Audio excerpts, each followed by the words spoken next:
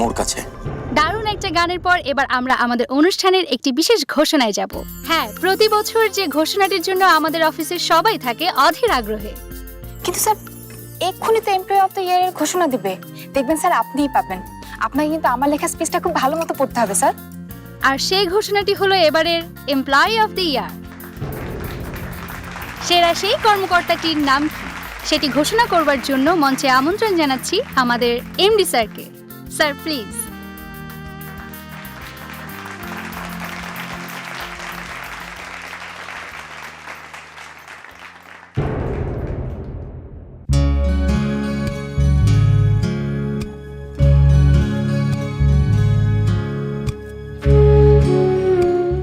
বাহ, এইটা তোমার ভালো হয়েছে ভাবি।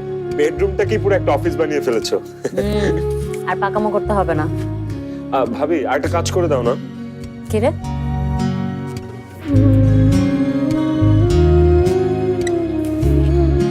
মিলিয়াপুর স্কুলে বিল আছে কয়েকটা, আমি সব হিসাব করে দেখেছি, একদম ঠিক আছে।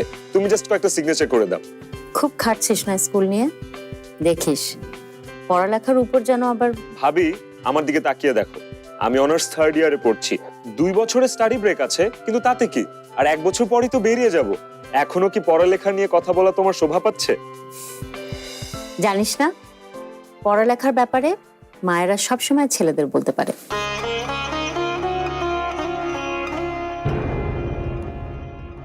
চুপ করে গেলে যে? যেদিন থেকে এই বাড়িতে এসেছি আমি জানি আমার দুটো মা। একটা হচ্ছে ওই খিটমিট করা মহিলা, আর একটা হচ্ছে তুমি। তুমি একটু বেশি মিষ্টি, এই যা। চুপ থাক, যা ফুপুকে নিয়ে খেয়ে নে।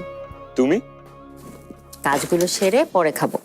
আয়েশা ফাউন্ডেশনের 2টা ফাইল, আর আমি দিলাম একটা ফাইল। এই 3টা ফাইল দেখতে তোমার সর্বোচ্চ 10 মিনিট সময় লাগবে।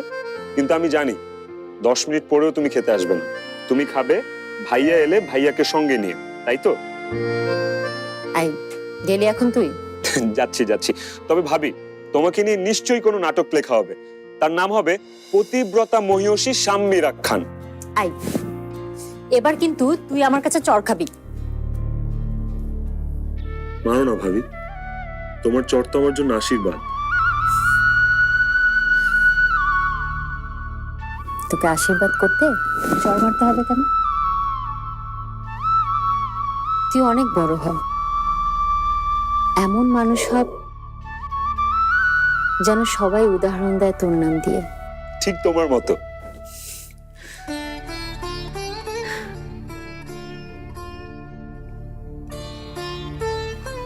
আমার মতো না রে,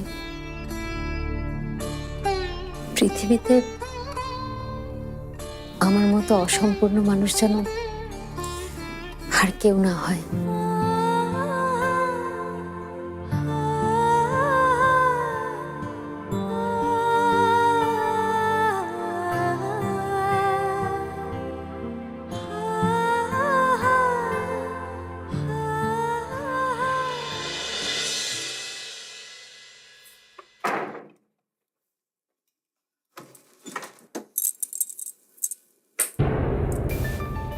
এবারে আমাদের অফিসে নিজের কাজ, সিনসিয়ারিটি এবং সময়ানুবর্তিতা দিয়ে এমপ্লয়ি অফ দ্য ইয়ার হয়েছে না আর কেউ না, এই অফিসের প্রাণ, আমাদের সবার প্রিয় ইমরান।